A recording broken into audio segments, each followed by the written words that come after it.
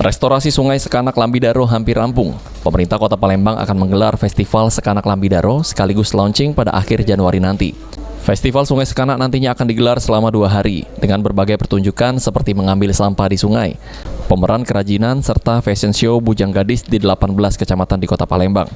Menurut Wali Kota Palembang, restorasi Sungai Sekanak Lambidaro bukan hanya untuk mengendalikan genangan air, namun juga nantinya akan dijadikan destinasi wisata bagi masyarakat sekitar dan mampu menarik daya minat wisatawan datang ke Palembang. Akhir Januari, paling lambat mungkin di awal Februari, festival ini akan dilaksanakan selama 2 hari. Festival ini dalam rangka apa, Pak? Festival Sungai. Festival Sungai. Sekanak Lambidaro. Festival Sungai Sekanak Lambidaro.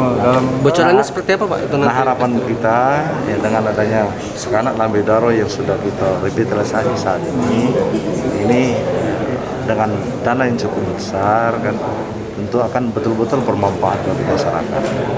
Jadi di situ nanti mungkin ada kegiatan ekonomi akan tumbuh, tapi yang paling penting bagi teman-teman komunitas kita yang selama ini berada di Pendistrian Sudirman, setiap Sabtu malam Minggu nanti akan ada tempat kembali ya di seputar. Sementara itu, Kepala Balai Besar Sungai Sumatera Wilayah 7, Mariadi Utama mengungkapkan, Wali Kota sudah membagi tugas kepada masing-masing OPD. Untuk menjalankan tugas masing-masing, diharapkan semua bisa berjalan lancar selama festival nantinya. Ya, ini kita masih dalam konsep ya.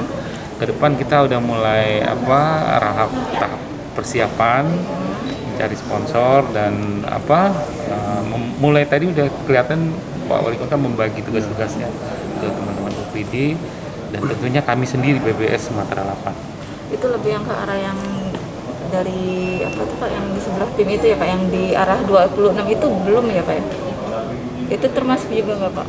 Ya, tadi itu Pak Wali sampai Itu dari PIM sampai ke 26 miliar. Abidin Riwanto, PAL TV.